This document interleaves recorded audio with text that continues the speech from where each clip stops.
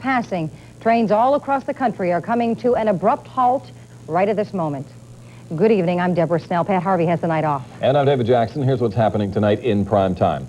Freight train crews say that they've been working on the railroad a little bit too long and for too little. And although only freight trains are involved here, a strike could paralyze passengers as well as cargo. We have team coverage tonight on this potential crisis. Stan Wilson is at the Union Pacific Railroad in Commerce, and Tracy Savage is in Van Nuys with a look at how we will all be impacted by this rail strike if it comes. But first, let's go to Stan Wilson right now. Stan? Well, David, as you can see, the freight trains behind me here are idle at this moment. It appears the strike is on. There's a lot of confusion this evening because even one of the workers who was supposed to be affected by this strike asked me a few minutes ago, are the picket lines going up at 9 o'clock, at 10 o'clock, sometime tomorrow morning? Even he wasn't certain what the situation is. I talked with Amtrak officials. Now, Amtrak, of course, is not going out on strike, but their trains do run over many of the freight lines that will be affected. They are saying, quite frankly, some of their passenger trains will be running, some will not. They don't know for certain which ones will be. Their best advice is to call the station, Amtrak station, before you decide to board the train, because they won't know until the very last minute about those arrangements.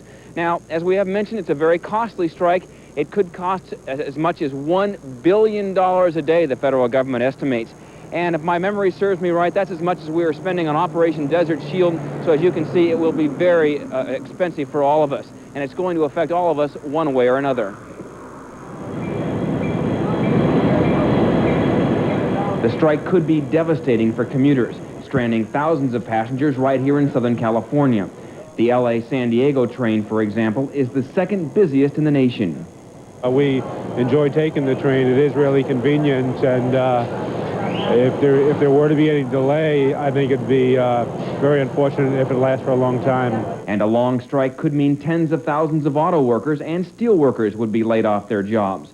Their industries depend on freight trains for parts, and if the trains don't run and they don't get those parts, auto and steel plants may have to shut down. Even if we have a strike of, say, only 2 or 3 days, it takes probably a week or so to unscramble things and get deliveries back on a schedule again. And finally, a long rail strike will mean financial hardship for striking rail workers and their families, and for railroad workers and other unions who may walk off their jobs in sympathy. If we come in to work and there's a picket line, we're going to turn around and go back on. We'll call and say, we're sick, we're not coming in because of the picket line. And I don't want to lose my job because I go out on strike, and I don't want to lose the money either, but where do you draw the line? When do you say enough is enough? It probably won't take the federal government long to say enough is enough and to step in and stop the strike. The nation's economy has already been battered by 6 months of recession and war in the Gulf. The last thing we need now is a crippling strike. We've got a very, very precarious economy right now that's just on its way of coming back, and we cannot afford to have that recovery interrupted by an unnecessary strike. Well, the federal government may feel this strike is unnecessary, but apparently the rail workers do. They've been working for 3 years now without a contract. They feel this is the only way they can get their message across. A nationwide strike, a rail strike affecting virtually all of us. As we mentioned, it's going to affect probably you and your family in some way or another. Our Tracy Savage has more on that story from Van Nuys. Tracy? Well, Stan, certainly the strike is not good news to anyone, but economists are saying probably the hardest hit will be the automobile industry. About 70% of the cars made here in America are shipped by rail. One of the big 3 automakers today says a prolonged strike. Chrysler says a prolonged strike could shut down the automobile industry. We're talking massive closings, hundreds of thousands of people laid off. So the auto business certainly a victim of this strike, but I found out today it's not the only victim. And some of them are things you probably take for granted. A lengthy railroad strike could mean a trip to the supermarket could cost you more. 45% of this nation's food is shipped by rail.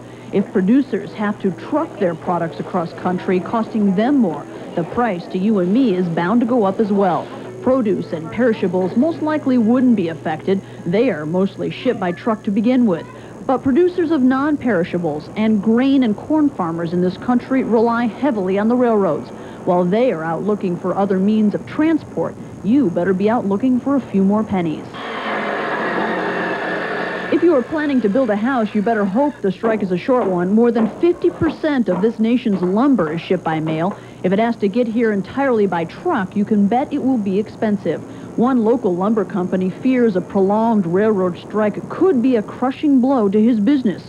which is already suffering through a serious building slump. It's been a tough 9 months, and our industry doesn't need any more tough blows. And it certainly is it would be a bitter pill to swallow to see prices continue up when there's no real reason, based on the economy, to have lumber prices high as they are right now.